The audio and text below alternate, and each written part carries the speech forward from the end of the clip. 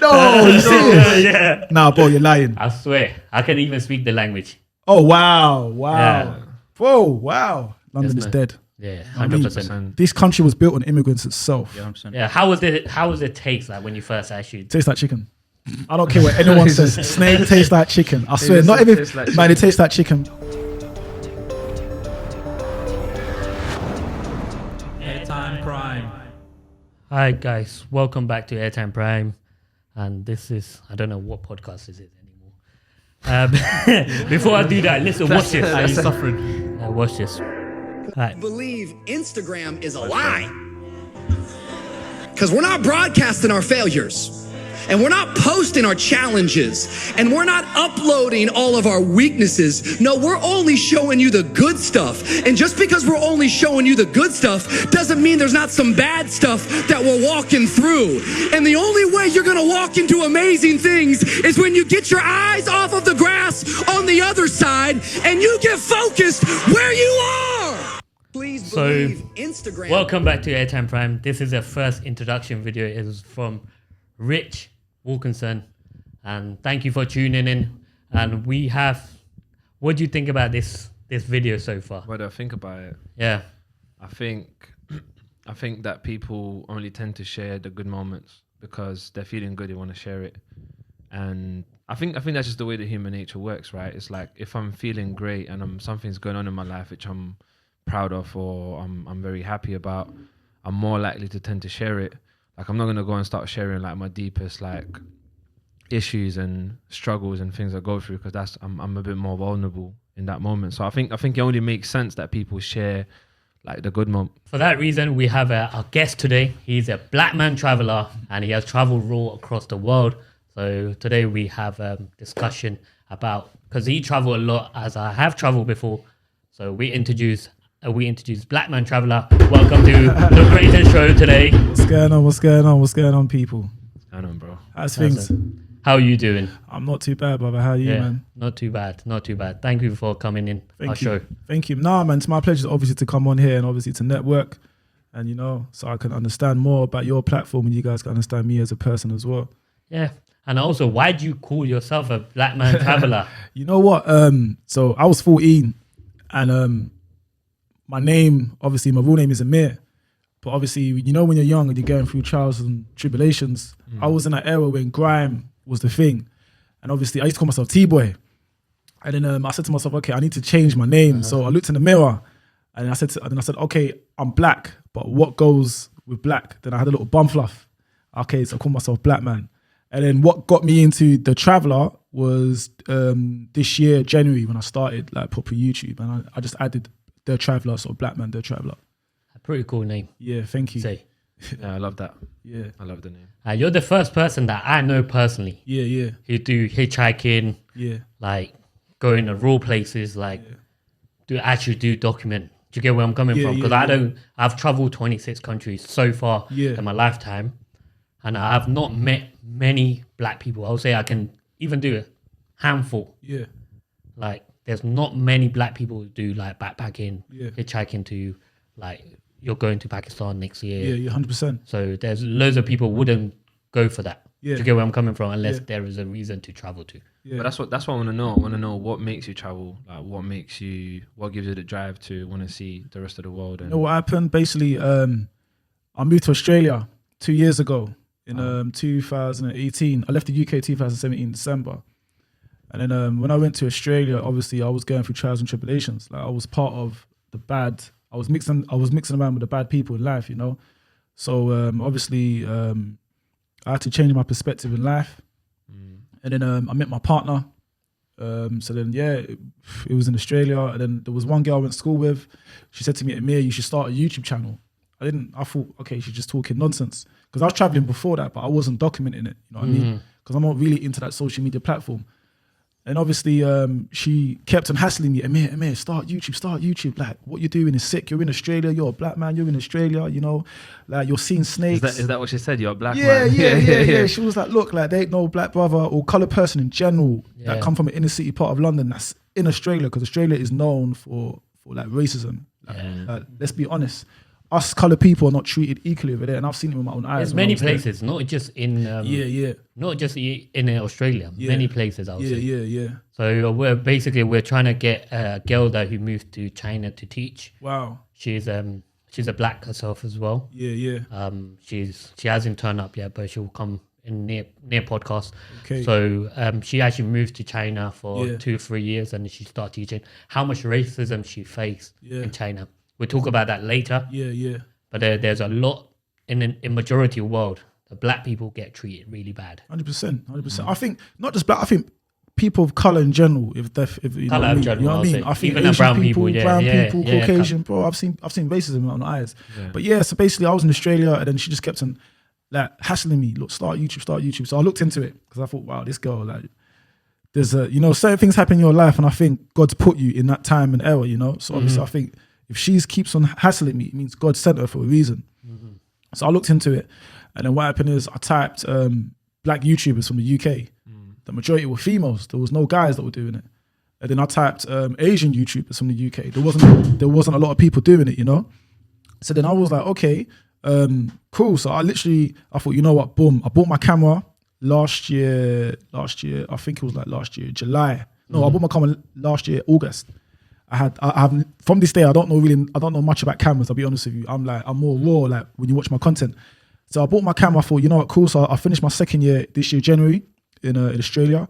I said, cool, I'm gonna pick certain countries that I wanna go to, but these countries that I'm gonna pick, I wanna do it raw. So then cool. First country was Vietnam. And then it started from there, man.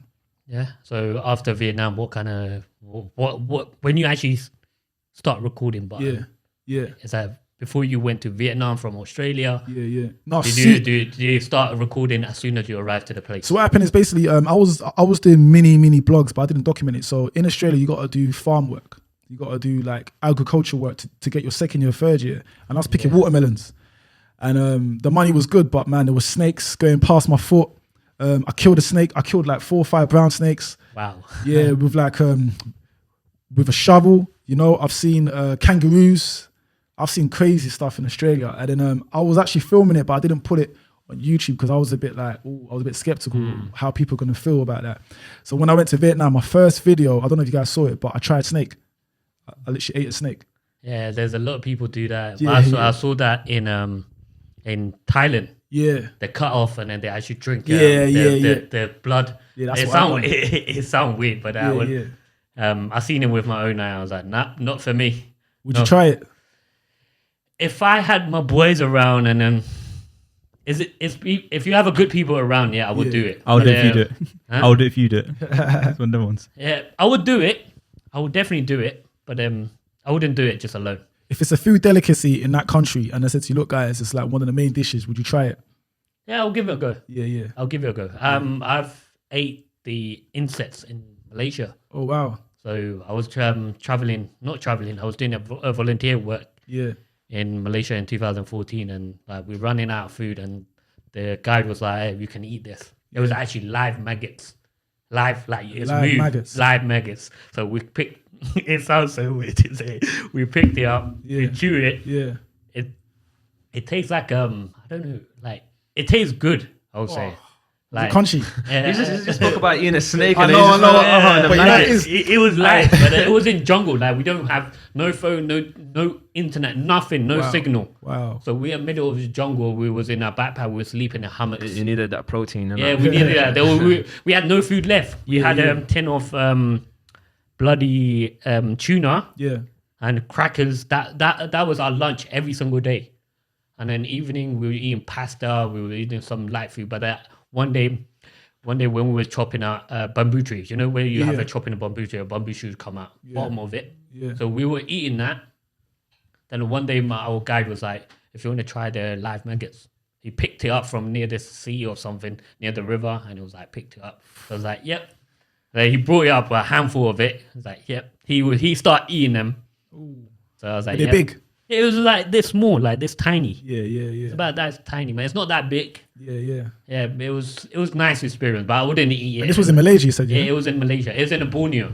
Wow. Like Malaysia has 2 different parts. Yeah. 2 different islands. One, the main part is in part of Kuala Lumpur, no? Kuala Lumpur is Yeah, a yeah. part of it, but Borneo is separate where the Indonesians are. Yeah. So it's very interesting time to be there and then experience that. I don't know if I'm gonna try that, man. I don't know. Maybe. This is why I don't travel. I don't want to eat no snakes. No. You know what? I don't know if you have been to Thailand. Yeah, I've been Thailand. Have you been to the main road of Bangkok? What's it called? Kan Son Road.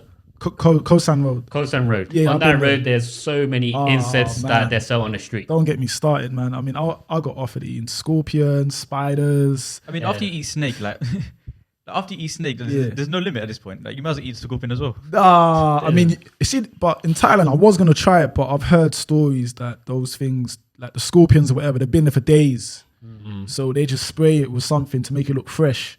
So it's not really fresh. The snake, if you watch my video on YouTube, that was my first video. But the way it happened is I went in this famous restaurant in Vietnam, and there was a YouTuber called Bold, Howard Boulder. I don't know if you guys heard of him. No.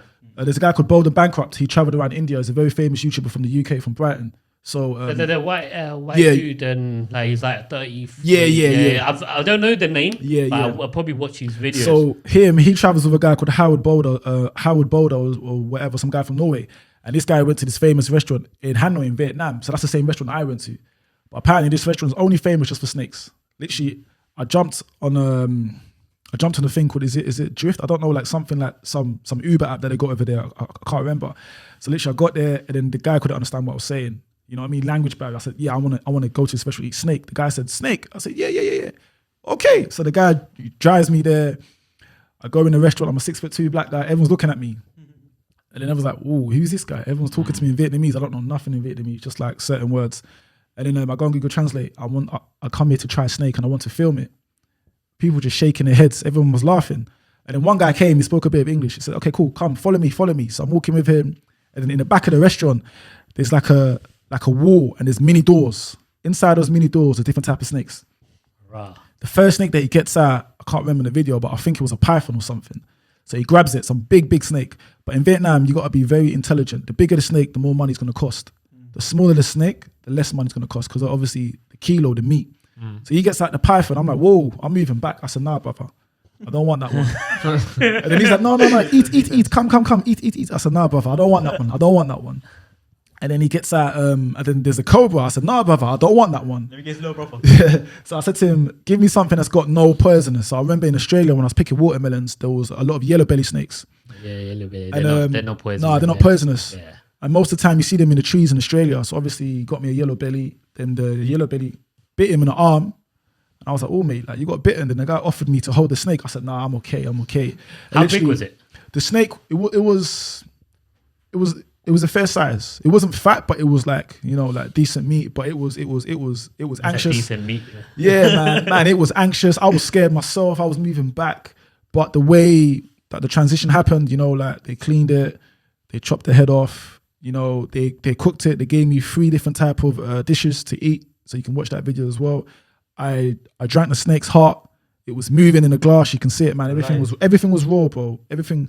I captured everything. Like you can see the whole video. Like by the time they kill it, I haven't seen it, to be honest, but I will look into it. Yeah. We should look. We should look it. Yeah, What's it called? Is it Blackman Traveller on YouTube? I think it's called Guy Eats Snake or something. I can't really. No, what's your channel called? Oh, my Blackman Da Traveller. So Blackman and then DA for the and then Traveller. Blackman Da Traveller. Blackman Traveller. Yeah, so we should definitely check it out. Yeah, So yeah. How was it taste like when you first actually? Tastes like chicken. I don't care what anyone says. Snake tastes like chicken. I swear, does not even taste like man. It tastes like chicken, bro. You know Like, what? I was gonna try snake before. Like Yeah. you know, when I said, "Would you try it?" But now that you said that it tastes like chicken, I want to try it. tastes like chicken. I'm not gonna lie to you, man. But what happened is they gave me 3 different dishes. One. I remember one was like a snake spring rolls. It was weird. That was disgusting. The other one was snake deep fried with a bit of. I remember there was like parsley and oregano. That was tasty. And the other one, I didn't know what it was. It looked weird. I didn't try that. But they were. They're being so consistent. Try this one. I said, no. Did you go alone or did you go with By myself. You're brave. Yeah, man. You're brave. Yeah. By myself, man. Brave. But this is what I wanted to ask you. Yeah. What is it that you kind of get from traveling that you can't get by staying in one place? I'll tell you one thing. Yeah, one thing I learned about traveling. You appreciate life a bit more. You humble yourself. That's the most important thing. You gain a lot of knowledge. Because I've learned more from traveling around the world, just by the people that I've met, and you understand life a bit more. So for me, the reason why I love to travel is because I love to, to understand different cultures, understand different beliefs, and to show people, look, you can travel in this way. Life is not always about, I'm in a 5-star hotel, I'm in Dubai, I'm doing the jet ski. Like, there's more to that when you travel, So yeah, that's why my stuff. What would you say to your black community culture? I'm saying I'm using the word very carefully because every time you use the word black, people come out, you're racist. So I'm using this word very carefully right now, saying in the black community, like there's not enough travelers. What would you say to them? Like why they should let their children go out experience? I think the problem is there is a lot of black, or let's just say people of color, that travel, but they don't really go to certain countries because maybe they're just scared, or maybe everything's done by the media. So it's like, what I would say to people, like, don't be scared to travel. Don't be scared to go to Myanmar. Don't be scared to go to Vietnam. But when you do go, understand that the country has beauty. But to discover that beauty, you gotta be the black sheep. Don't follow. You know what I mean? So just like be that person that's gonna go there, speak to the local people. That's the first thing. When you go to travel, I speak to anyone that I see on the street. Yo, where you from? Blah blah blah blah blah. So I can understand a bit of the lingo. I'm a type of person, like, if I was to go to your country, I would rather go to your village. I wouldn't want to go to the capitals. I want to go to your village, you know what I mean? And understand, like that your raw culture. that raw culture. So let me tell you a little story of me. Yeah. So before I booked a one-way ticket to Africa, I was told they're robbers, don't go there, don't do that. Yeah. So I was like to myself, I grew up with like one of my close mates. Yeah. You're from Ghana. Okay. From school. So did you say you booked a one-way ticket to Africa? Yeah, let me tell you that. Wow. So I was told like, oh, yeah, don't go to Africa. Like my community is, it's like brainwashed by media. Yeah. Like obviously what's happening in London, like, and people actually think that black people are the worst people. Yeah. So I said to myself, I bought a camera, like you did. I bought a camera and then I got sacked from a job. Like I actually left the job. So he said, "Fuck it, I'm booking." Fuck this, I'm going. So I actually booked a ticket, one-way ticket to Africa. Wow. So the country that I booked, it was Rwanda. So East Africa. I'm half a random, man. Yeah. So it's so beautiful. Yeah. So I booked it. I have zero expectation. Okay. So I was like, I got there. I was a little bit nervous because what I've been hearing. So I went Rwanda. So I stepped in. I was like, yeah, calm, man. People was calm. People. Did you go Kigali? Kigali, yeah. Okay. So I went Kigali for 4 days. Okay. Stayed in Kigali. Kigali has a most unique experience. It's like a Singapore of Africa. Yeah, clean, innit? So clean. Yeah. And I didn't expect this. It's so clean. They're like, it's cleaner than London, I would say. Yeah. London is dirty, man." So when I say it's clean, right? Every month, once a month, people in public go out clean their own street. I've just got one question for you. Would you have done that if you didn't get fired? I wanted to do it, but it was a perfect time. Like, yeah, I need to do it. Do you get what I'm saying? It's like everything happens for a reason, but you got to be aware of what the reason is. So you got to learn to keep moving. So when I went to Kigali, I was like, my perspective will change. When I was in Kigali, there was a guy that I met from Uganda who's doing volunteer work in Uganda. He was like, oh, don't go there. You can't carry your cameras in Uganda like this. You're going to get robbed, blah, blah, blah, blah. Yeah. I had a perspective of like how Uganda become a narrow. Do you get what I'm saying? Yeah. But it built my fear. So I actually booked a ticket from Rwanda to Uganda. Wow. on a like bus. So you done a cross-border video? Yeah, so I was like, let me experience the raw. Like, let me see. So on a bus, I was the only Asian brothers in like whole. As I was crossing the border, I was like, it was a weird feeling. People was welcoming, and then there was a guy that I was still with on a bus. He was just chatting to me. He was like very calm, and I was like, well, I'm experiencing this. Like, I would never experience it if I didn't book a one-way ticket to Africa. So I got across the border. I went to Kampala in Uganda. Yeah. It was nice, but obviously when you go to the city, people trying to take that money from you. Of course. Like they're hustler. The taxi man's a hustler. Like they're trying to charge more what they're getting paid. Like welcome to Africa.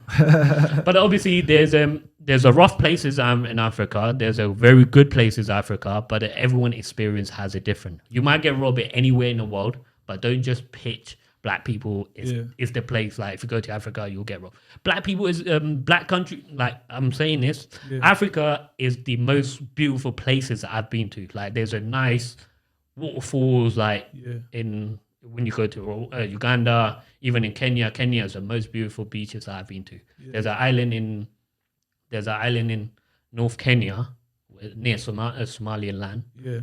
Like I would never experience it if there's some random woman was like from France. She was like she's going up there, and I just said I'll come in with you. Yeah. And then end up going to some amazing places that I've never been. And then I'm still like talk to them once in a while, like check up on them how they're doing. So that's my story. Then I went to Dubai, India. I was meant to go to Pakistan first, but I couldn't get a visa because during 2018 they didn't apply they didn't do that online visa thing. So I had to go. They was telling me that go back to your own country to get a visa. I don't know.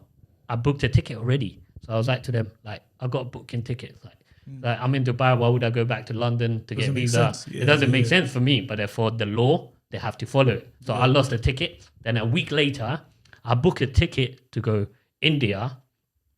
Then I booked an online visa for India. They gave me within a day. So that was amazing. So I was like, I'm going India. So that so's on. So back to you. Like when you actually went to Vietnam, what kind of experience? The first experience? Wow, since I got to Vietnam, the first experience I had, I'm in the airport, I'm in Hanoi. Picture. That's boom. And because out here in like Asia, they don't really see that many black people. Man, I was the only black person in that airport, man. Or let's just say person, like people of color. Since I'm there, picture. And I was like, what the heck? So I'm like, all right, cool. So I'm just like, pictures, whatever. I'm trying to get a SIM card because when I travel, the first should have charged them for the pictures, man. It should have been like I'm gonna tell you a story. Hold on. I did do that in Hanoi, man. So basically, what happened is, so when I travel to any country, the first thing I do, I try to get SIM card. SIM card. That's the first thing that that's the first thing that you need. Yeah. So like wherever you go, SIM cards is a must. It's mandatory, man. It's mandatory. I don't do this little Wi-Fi. I don't do that, man. I need SIM card data in case I need to get a taxi or communicate with people, like Google Translate. So I got a SIM card, and this lady was just haggling me. Picture. Okay, cool, no problem. So I'm posing, whatever. And then I met this guy from Canada. He was in the same flight as me, so we took the same bus to go towards Hanoi. And then the lady's friends come over, picture again. I'm like, what do you do with these pictures? So I went to Google Translate. You could take a picture of me, but what do you do with these pictures? She's just laughing, ha. Then okay, cool. So I'm in Hanoi for a couple of days, and my partner comes over, whatever, blah blah blah. So I'm walking in the streets with her. People were just bothering me. So what happened is I went on Google Translate. I said, if you want a picture of me, I'm charging, I think 25 or 30 Vietnamese dong. And I had it saved. I had a screenshot saved. So whenever someone touched me like this, I get my phone, boom, some people paid. Hustler. No lie. That's it. But listen, to be honest, why can't you just charge them? Like the worst case scenario, they're gonna be like, no, I'm not gonna take the picture, and you're just basically back to where you started. And some people might pay for it. Yeah. And if some people are gonna be giving like free photos and stuff, then because really, you know what? You don't even know what they do with these pictures, bro. Exactly. They could be discriminating you. They could be like some anti against colored people, bro. You don't know, so pay, bro. But even then, like I just see that as like to me, that's you like a form of China, racism. then. It's like for someone to get a photo with a black person and just be going around like, hey, like I got a picture with a black person. Like that's kind of like, that's crazy, man. But you know what it is? I don't blame them because they don't receive a lot of people of color that go on that part of the world. But bro, what if a Vietnamese person came over to London and then they're just kind of like, like let me get a picture, like they don't get that, man. But you see what I'm trying to say though? Yeah. But obviously London's already multicultural. But then you know what it is? So. It also comes to multiculturalness and culture shock. Because if I was to go to, I don't know, somewhere like in deep Eastern Europe, or maybe somewhere maybe in South America that don't receive a lot of people of color, I'm gonna stand out. Yeah. So in a sense, it's annoying, but in a sense, you need to understand it's their culture. Like if I was to go to China, man, there ain't no colored person in China. No, I get Let that. me tell you my story of China. So I came back from, so I was in Hong Kong, then I was meant to go to North Korea. Wow. So then, so I was in China, I was on at the tube station. Yeah. So there's a kid was looking at me weirdly. I smiled at me, I waved at him. He was like, he looked hella shocked when I waved at him. He thought I was some robot or something. Yeah. Like everyone on that train, right, there's all like Chinese looking. And the kid was looking at me. He was like, keep coming, smiling. I was like, keep waving. Yeah. And I feel kind of everyone on the train looking at me for some weird way. I didn't say anything. I said to a kid, like, come over. And I was like, and the guy was like, pull out his phone. He was like, can I take a picture? I was like, yeah, cool. And I felt something there at the moment. Yeah. I was like, there's not enough like Asian people. Like they have never seen, like I had a long hair at the time. My hair was hella long. Yeah. And they didn't see someone like who looked weird. Yeah. And on a train on not usual day. It's not usual for them. And then the kid was like amazed by that. Yeah. And it's interesting to see like how people doesn't see your skin tone or the way you look, and then they're amazed by how people look. How did you feel inside, like deep down, when the person took a picture of you and you was interacting with them? Like, how did you feel as a person? I felt relief for 1 second. Yeah. Do you know why? Because the person experienced me as a human being and connected with me. I gave my energy. I was like smiling, like connecting, be bubbly. Like I was in a bad mood. Like when you're in a bad mood, you're a bit grumpy. You get what I'm feeling? So when I gave that good energy to the kids that he will remember the rest of his life, like I had a picture. The kid will remember it. I had a picture with this guy, and like this guy looked kind of cool and like fun, and like when you give that, especially to the kids, or when you give that good energy to them, and they remember the moment for forever. You get where I'm coming from? Yeah. So I felt relief. Like even though I felt like I did a good thing for the kid. That's the thing, yeah. I made his day. That's the thing. People respond. I think it comes down to how people respond to differences. Yeah. I think some people might get angry. Some people might be like, it's just like, how does the person respond to something that's different to them, and what is the go-to response? So it's kind of like it's down to the individuals to kind of just show, like, how they are as a human being. And 100%. do you know what I'm trying to say? So I'm sure there's been other experiences where like it wasn't as pleasant, or I got like when I was in Myanmar, people just, when I got to the airport, I think I was in Yangon. I got to the airport, and the immigration officer just gave me some look like, what the heck? Yeah. Where do you come from? So I'm just there, man. Do you know where I'm from? Do you know where I'm from? Where you're from? Yeah. Guess. One of 2 guesses. You get 2 guesses. I'm gonna say 3. No, yeah, 2 guesses. I'm confident. Wait, can I guess as well? Yeah, go. I'm confident. I would say you're either from India or Pakistan. I wouldn't say Sri Lanka. At 2 down already, your guess is gone. So my guess, is you're from planet Earth. Yeah, is that correct? Yeah, I'm from planet Earth. But the country that you were in, I'm from Burma. I'm from Yangon. I was born in Yangon. From Burma? Yeah. It's like, no way. No, you serious? Yeah. Nah, bro, you're lying. I swear. I can even speak the language. Oh, wow. Yeah. Whoa, wow. So Burma. You're the first Burmese person I've met in this country, bro. Wow. Yeah, welcome. There's a lot of people say that. I'm the first Burmese person there. There's a lot of Burmese people in London, I would say. Okay. There's about, I'll say over 100,000 easily. Yeah, no, man. Easily. Yeah, no. I have a question for you. Yeah. So for me, language is such a beautiful thing. Yeah. Like different forms of communication. Yeah. I want to like kind of get, obviously, how many languages do you speak, and obviously what's your views on language? Fluently, to be honest with you, obviously English, Spanish a bit. Believe Instagram is a lie. I understand a bit of Spanish. I understand un peu français, like some basics. In my mum's motherly tongue, Luganda, if you say something, I will respond. But I don't speak Luganda fluently. And then when it comes to Swahili, like on my father's side, I just know certain words. Certain words in Swahili. So what's like your view on language as a whole? Because I don't know, like for me, so I started learning Spanish about 2 years ago. Habla español. Un poco, yeah. And the pressure's there. I started learning Spanish 2 years ago on Duolingo. Yeah. And as I'm learning, I'm talking to people that are fluent in Spanish and whatnot. Yeah. And I'm just learning, I'm thinking, right, language is actually such a beautiful thing. Yeah. Like different forms of communication. Because obviously my mom speaks, my parents speak Arabic. Yeah. I'm from Algeria. Okay. And obviously I speak like basic conversation with her and my dad and my family, whatever. So like when I started getting kind of familiar with Spanish, like cool, now I know I now know 3 languages in a way. Yeah. And it's like that, so many different forms of communication. So like, to me, it's just beautiful, isn't it? So I just want to know, like, what's your views on language? I think it's important whenever you travel to a country.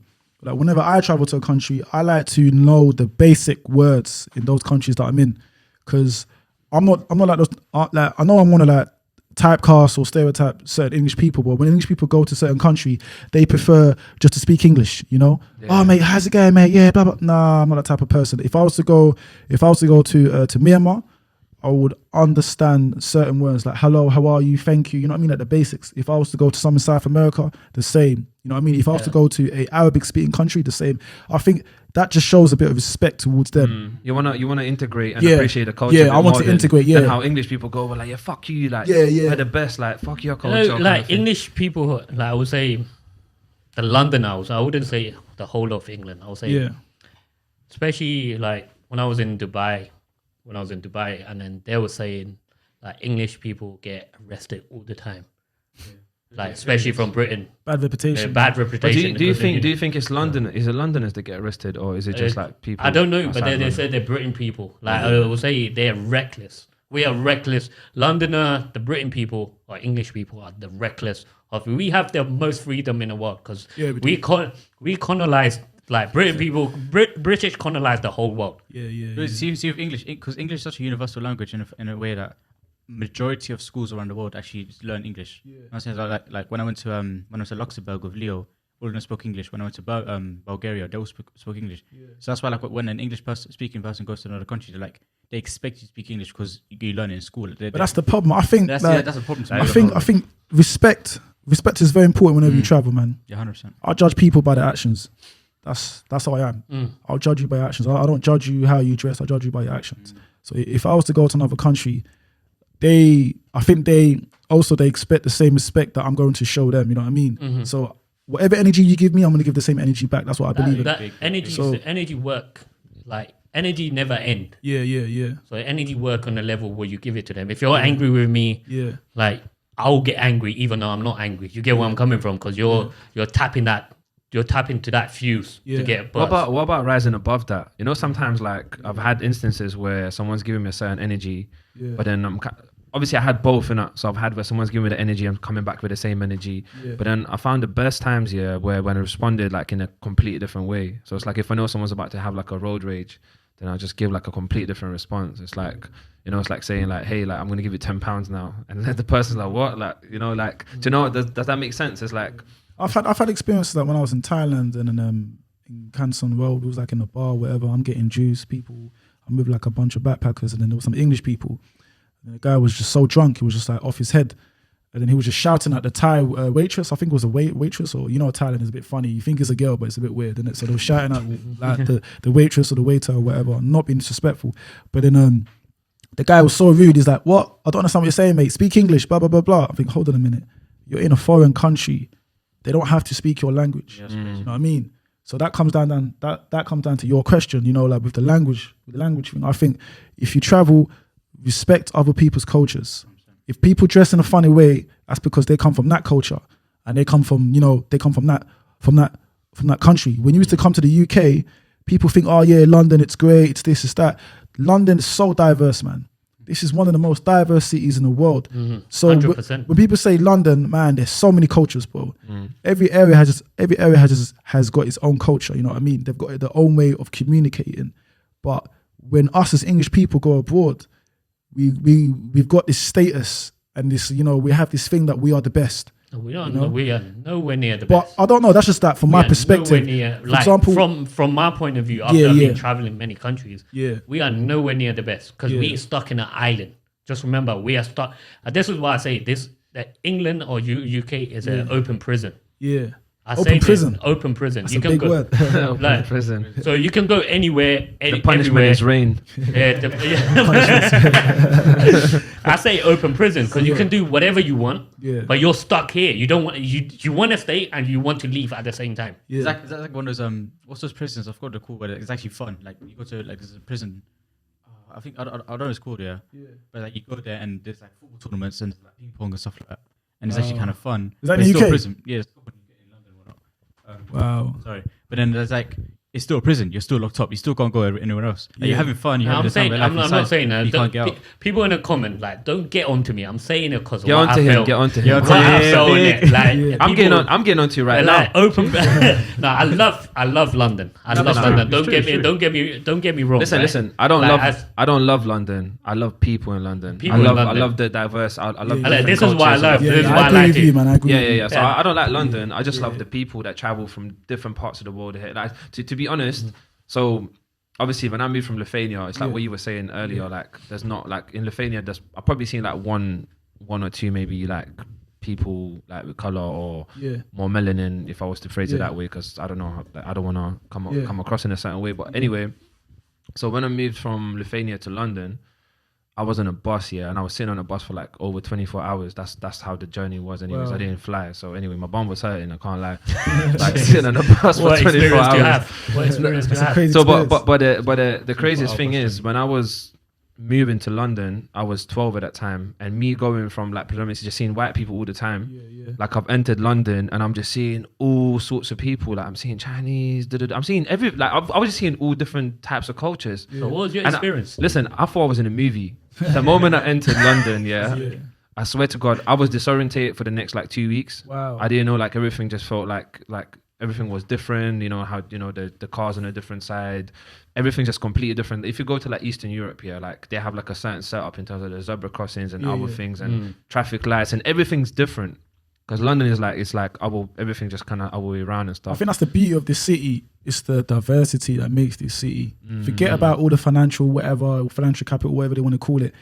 If you take out all the immigrants, London is dead. Yeah, I mean, 100%. This country was built on immigrants itself. Yeah, 100%. So when people come to London, like for me, as a blogger, whatever you want to call me, I'm actually doing certain London documentaries as well, and I'm showing people the diversity of the city. We'll probably work on some few project that I'm working on right now. Okay. Yeah, so we can do stuff together. 100%. I want to go back. Sorry, I want to go back on about what you were talking about when you're traveling and respecting the culture or whatnot. Yeah. I think perspective is a very, very big. I think perspective is a very, very big thing when it comes to traveling. Yeah. It's like, so let's say for example when I went to Bulgaria, there was like a bunch of people from different countries there. So like there was a couple Romanian lot, there was a couple Bulgarians, there was a couple from I think it was Malta or something. Big up the Eastern Europeans, man. 100%, Pick up, and 100%. I would love to go there. That was my plan to go. I was planning to go to Poland, but that never I've been happened. Poland. I was planning to go to Poland, but it never Get happened. ready to get stared at, man. Yeah, but That's I'm also ready. been a funny experience. Also, ready. yeah. So one of the activities that we did was it was actually so lit. It was like, so you're in a group of so they're putting in groups in it, like different groups of 5 or 6, whatever. Yeah. And in that group there'll be like a bunch of people, like so be some people from England, some people from Bulgaria, some people from wherever. And the thing is like come up with a game. Actually, no, sorry, everyone will be in their own country, sorry. And the thing was come up with a game they used to play as a kid. Yeah. And obviously because of different cultures, it's mad. So we did Duck Duck Goose. I'm saying it's like, oh, this is a game we played as a kid, whatever. Yeah, I know But the games that they were playing was crazy. Like we're talking like I got a video of it, so I got proof. So the man they'll be bent down over here. So one guy we bent over, Okay. and then the guy be behind him bent over with his head under between his legs. Yeah. And then the idea is that someone has to run and kind of jump over all of them. That's the Bulgarian games. So I'm thinking, you lot used to play this as a kid. Yeah. So like when I saw it for the first time, like that's crazy, but then I realized, bro, perspective, man. Like, to them, Dr. Goose is crazy. Dr. Goose is a weird game to them Because it's a culture shock. Yeah, innit? it's crazy, You know bro. what I mean? It's a That's why I love culture like shock. perspective is such a big thing. I agree with that. I think everything's a matter of perspective, and we could talk about that for time. But I have a question for both of you. Yeah. Cheers. When you travel, Yeah. what experience are you looking for?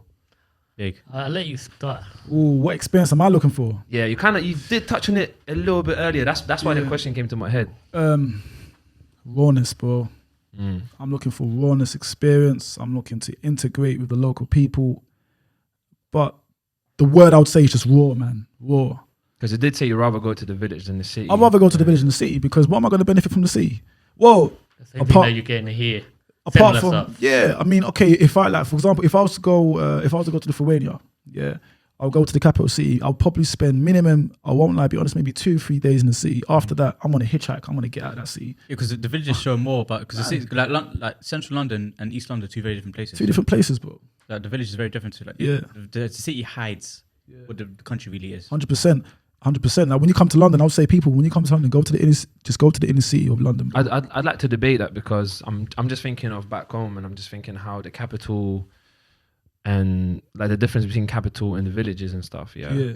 And I feel like, yes, there's a huge difference. However, I wouldn't say the city's hiding it. I just say they live in two different lives. Like one is more like kind of like nature, like farming sort of lifestyle. Like they're completely disconnected from what you were saying at the beginning. They're disconnected from the noise. Yeah.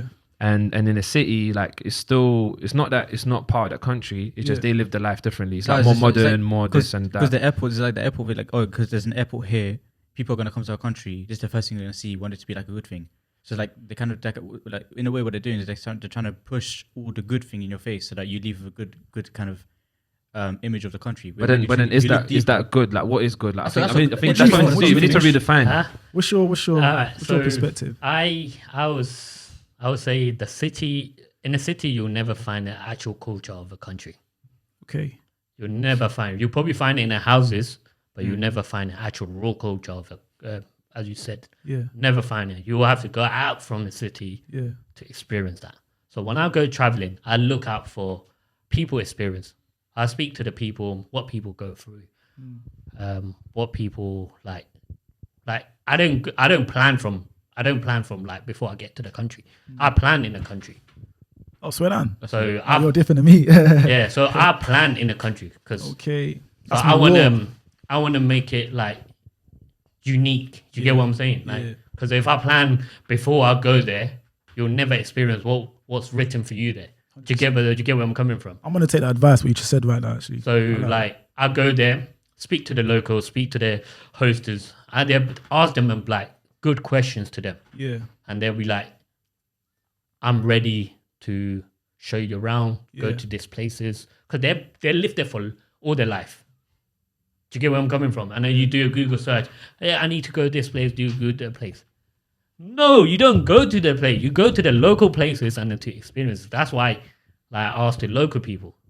I speak to the local. If I come to London, and for the first time, I will ask someone who live in London, so what's the best places that you've been to? Yeah. You get where I'm coming from? And you'll be, oh yeah, this is the best place that I've been to. Yeah. You should go visit. No tourist traps. Not tourist trap. No Hackasans. Tourist traps. I like that word. No gauchos. Yeah, tourist traps are the like it's designed for you to enjoy. But I'm not saying don't go to that. But it's an image. They're trying to give you an image of the country as a whole by just this. No, they're just trying to make money, man. Do you know the reason I said that? Because when I was in Barcelona, there was a guy I was doing a tour with. I asked him, "What do you do in your spare time as you've been living here for a while?" I was like, I just go on my bike, I just go and walk. I walk around without a map. When he said that to me, I was like, what kind of stuff do you see? I was like, many things. Like many unique stuff. So I did the same thing when I went back to Barcelona. I said to myself, I'm gonna hitchhike from Barcelona to London. I don't know how long it will take, but I'll do it for less than £100. Did you do it? Yeah, I managed to do it. It took me 12 days. It was hard.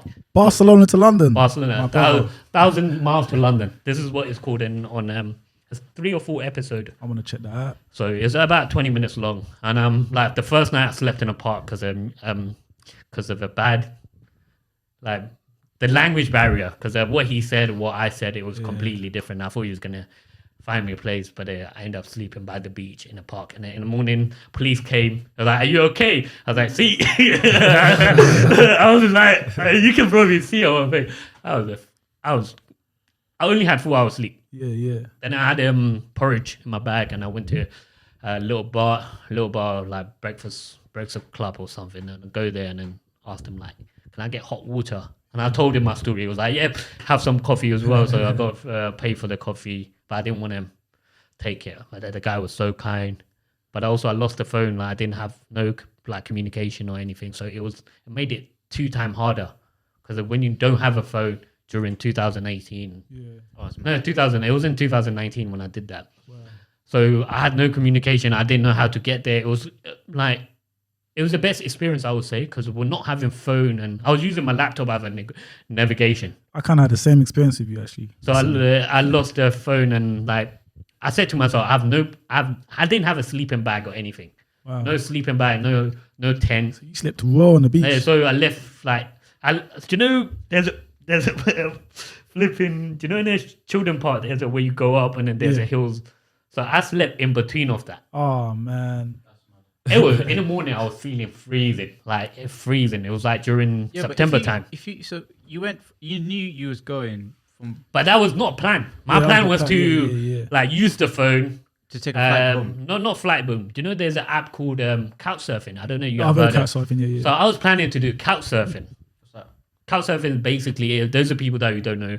Like when you go to travel different countries, you ask local if I can stay with them. Oh, It's not Airbnb free kind of thing, innit? Airbnb, but you don't have to pay for it. But if you want to give the donation to the housemates, Okay, yeah. and you bring your actual culture to them, I want to do that. But that didn't happen. So I felt the rule. And then next following day, I met some stranger on a train, and like we don't speak a language. Yeah. She was speaking Spanish and I think Portuguese. She's from Brazil. She was living. I met a random woman. Started speaking to her, and I met some guy. We got high on a train station. I would love to be there. We got high, and the conversation started. It was bilingual. Like we were speaking no language, Yeah. but we were speaking at the same time. Yeah, Do you yeah. get where I'm coming from? Yeah. Where there was no language. That's actually really funny. You're Like- high and you're talking to each other. But no We- one says to each other. No, like No, we I get just that. I get what you mean. Like it's more about the body language, Body and language, just the energy, and just Yeah. you know, you probably felt like in a similar like sort of space as the other person. And So then there was yeah. there was a couple from Brazil. They were doing similar stuff. They were hitchhiking across Europe. And we were talking, we were carrying it. This girl's like, I'll show you Girona. Girona is one of the Catalan city, like most beautiful city. You should definitely go there when you go to Barcelona. It's about 2 hours away from Barcelona. With driving about 45 minutes, I'll say. Girona was beautiful. She was like, let me show you around the town. She showed us around. We got connect well as I was filming, and they kind of enjoyed it. It was around 8 o'clock ish, and then she was like, we went back to our place, and like I have no clue where I was staying. Let me tell you this, I have no clue where I was staying. There was a jar, like massive jar, full of weed. She was like, let's smoke. I smoke. I just conked out. I don't normally smoke, but I conked out. And I end up sleeping. And then they was like, yeah, you're welcome, food. I made the food for them. Made the breakfast. And they enjoyed the vibe. I would never experience that if I was like, I lost my phone. I didn't want to do it anymore. Do you get where I'm coming from? And you said this started from when you met that guy. I remember going back to your story in the beginning. You said, because that guy said, you said, how do you travel without a map? And boom, he recommended you do that. Like that was 3 years before that when he said that. Okay. Then I went back to Barcelona after that, and with boys, and they was like they're taking a flight back. I was like, I'm hitchhiking back to London. Barcelona to London, hitchhiking. Yeah, hitchhike. Like people said, you sounds sick. could have used that So £100. You could have used that £100 to take a flight, but I actually want to feel. You as wanted, being a you brown wanted the person. process. You wanted to experience the Yeah, process. yeah, You didn't man. want to just like just let me just. I nearly got arrested 2 times as well. Like Hitchhiking? Yeah, from hitchhiking, because you're not allowed to hitchhike on a highway. In Spain. So no, in France. So I was standing on like on a motorway and hitchhiking. The Fed came up, and the Fed was like, "Hey, what are you guys doing?" And yeah, you're not allowed to stand here. He put me. That was the first time. The second time was he picked me up and dropped me to next exit. Hey, so he helped you out. He helped me out. It was about That's at least hitchhike. 10k. 10k distance. yeah, That's yeah, Fred gave me a hitchhike, which was Hey, interesting. he broke the rules himself. You're not allowed to hitchhike, but I'll drop you. That's the time of your YouTube video. That would have been sick. Yeah, I should review that again. You should get his name. So I got his badge and his name, man. If you feel that would have been And- sick, man. Next spot where we was hitchhiking, like before the entrance of like in France where you have to pay for toll charges. Yeah. So I was standing right nearby the tools, and there was a guy from I think South American, and he was a half French. I can't remember where he's from. So we were standing, and police came and took us ID, passport. Because as I was brown, like if I was standing alone, I would have got arrested. I know that for 100%. But I was with the white brother, like white looking brother. And he came up. The guy was a bit rude, and like was speaking to me. Came up to me. It's like, you're not allowed to stand here. We'll arrest you. Blah blah blah. You shouldn't go to this place. It's like, this is a free spot. Yeah. You're not allowed to stand. And I was like, yeah, but that white brother saved me on that day because he was on the same page. He was doing hitchhiking to somewhere. And And that was in France. that was in France. And then like we nearly got arrested. It was like, if we come back within next 45 minutes and you guys still here, we'll arrest you. France is, I don't know. Yeah, so They got their own problems right now. France has always been like that. so yeah, that was really interesting point. I would say hitchhiking from Barcelona to London. Wow. Back to you when you went to Burma. Yeah. As I'm from Burma, Yeah. what kind of experience that you face? Experience that I faced, just people just staring, picture. But you know what? Out of all the countries that I traveled to, I'll say Burma was probably the first country that I loved with all the countries I've traveled to, because the rawness. There's not a lot of tourists out there, man. Yeah. It's so raw, bro. And that's what I love about it. It's so What raw. places did you go? So basically, I started off in Yangon. I went to Mandalay. Yeah. I went to Kalawa. I done the trekking tour from Kalawa to the Inner Lake.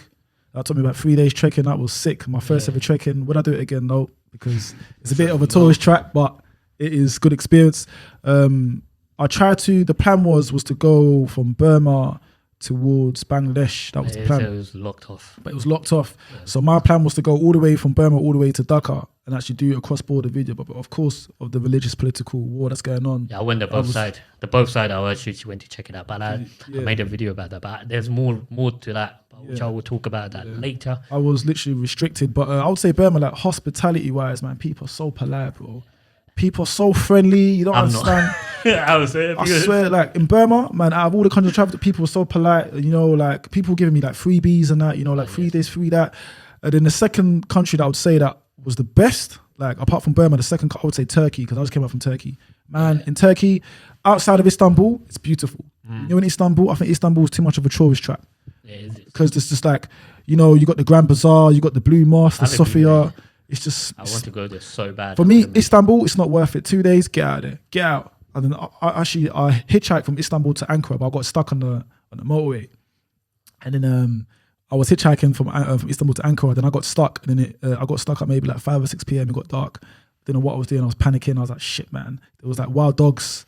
There was like a village on top of a cliff behind me, like a little ghetto. Like it was like houses, but like no roofs. Mm-hmm. And then the first car that I hitchhiked, I took the guy's number on WhatsApp. So I was talking to him on WhatsApp. I said, look, bro, can you get me? The guy said, cool, where are you? Then I sent him my location. I was like 3 hours out. He said, oh, cool, that's going to be £100 for me to come get you. I was like, bro, is it even worth it? So I was like, okay, cool. So I just kept him on the side. Then then I called the taxi services online, and then they said to me, cool, we're going to come get you. It was weird. The guy gave me his number. I talked to him on WhatsApp. 2 random guys came to pick me up. One guy was walking on the motorway. He said, yo, I'm looking for Amir. Is this Amir? I'm like, yeah, who's this? Like it was pitch dark. I'm just sitting there in my backpack, putting my thumbs up for someone to stop, people just ignoring me. Maybe because I was too dark, and it was dark anyway. And then this guy comes, and then he said, yeah, come. I've come to pick you up. I'm like, no, I'm waiting for the taxi guy. No. Then he showed me the conversation with the taxi guy. So we walk in, I've got my backpack. I've got my camera. I'm thinking, should I film? But I thought, no, man, I was scared. So then we literally climbed the top of a cliff. Then we ended up in the village. And then there was another guy there. Then there was a kid. And then they had a car, like a 4x4. Then there was like a little German Shepherd. And the dog was barking. I was like, oh my God, am I going to get killed or something? So I was like, hey, Melaba. Yeah, Melaba. And then I was like, salam alaikum, walaikum salam, you're Muslim. Yeah. Then things started to come down a bit. And I went on Google Translate. I said, by the way, YouTuber, abone, that means subscribe in Turkish. He was like, YouTuber. I was like, yeah. Then I realized, okay, wow. This is some famous brother. Yeah, this is a blogger. And then what happened is I jumped in their car, and then I'm negotiating with them. Then they drove me like half an hour far out, I don't know where I was, into some remote petrol station. Then they said, stay there, stay in the car. And I was like, fuck. I was like, man, am I going to get killed? So I went on my Instagram. I was like, look, guys, I'm in this car, blah, blah, blah. I'm hitchhiking. Check these guys out. So what I do when I hitchhike, I go on my Instagram, I go live for like 5 minutes. I get a picture of the people to let people know, look, I'm with these people. Then I might send my location to like 3 or 4 people, and that's it. So if anything happens, at least you know who the last person I was with. I've never done that. That's the only thing that I do to protect myself. But in Turkey, overall, it was sick. Everywhere I was going, people would give me free tea. I went in some random people's houses. And that was sick, man. So, like, time is getting to end as well. So, I have a few questions. Yeah. So, the first one is, how many countries have you been to? Ooh, I can't count, but it's been more than 15. More than 15. Yeah. And what's your plan with your traveling? So basically, my next destination is I will be going to Albania soon, maybe in January, February. I'm going to hitchhike from Albania all the way to Romania. I'm going to do some cross-border videos. Then after that, the biggest journey I've got next year will be sometime in June, July. I will be going to India for 4 months. But within It's India, gonna be very hot. yeah, I'm gonna be ready, man. I lived in Australia, so I got Yeah. And then the last, not last. There's two questions. Yeah. So before I said the last one, yeah, the one I'll say, what was the 3 tip would you give it to the color cultures yeah. for traveling? The first one, don't be scared. Come out of your comfort zone. Second thing is travel war. You save a lot of money and you gain a lot of knowledge. And the third one is just do it, bro. That's it. That's the 3 tips I can give. I like the third one the most. Just do it. Look on Nike thing and that. Look on Nike sponsorship. I agree with that. I feel like sometimes the only thing that stops people from doing it is doing it. Like, Yeah, just do it. Not doing it. That, like you said to me many times, you overthink it, and just Don't do copy it. people. Just be yourself and just do it. Yeah, you know what I did? I did like, I don't want to even talk about it. I don't want to use it. I copied someone how they do the videography because even I have a raw experience. Yeah. So that put me in a barrier. Do you get where I'm coming Yeah, from? yeah. It still stick with me till today. I shouldn't have done that. It was a mistake because I had no guidance when I was doing filming because I didn't learn that. Yeah. That was my mistake. That's a story for another time. But lastly, we have this question for every audience. Yeah. What have you learned from your past life? And that's the first one. From my past life, what have I learned?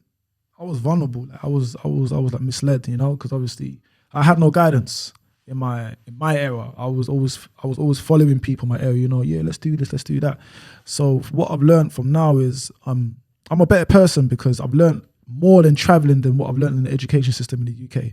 I don't care what anyone says. There's certain things that they teach you in the education system over here, you don't get that from traveling. You know what I mean? And I've humbled myself and I've learned that, you know, like life is more than just sitting in your area, in the block or whatever people want to call it.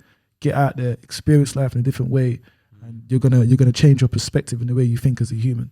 Lastly, and is what would you tell to yourself in the future? Let's say you're watching this. Yeah.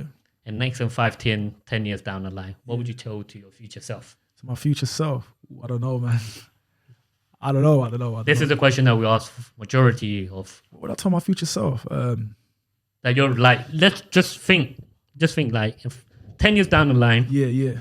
and you're watching this clip again, what would you say to your future here in that moment? Congratulations. I don't know. Congratulations. You set a trend for colored people in general, you know, to travel. You started a trend mark, you know, you know what I mean? Like you're bridging up that gap between us and I'm not trying to be rude, but between the white Western people. So my aim is to be the first colored person from inner city London to travel the world, but in a raw sense, and to say, look, guys, we can do it. So in 10 years' time, hopefully I'll just say congratulations in a whole fundamental way. That's pretty amazing. Thank you very much for coming. And then before we end up, if you have anything to say to the audience or promote anything, what's coming up? Guys, I would say I would say make sure you subscribe to AIRTIME Prime. Yeah, because they're doing a lot of positive things for the community.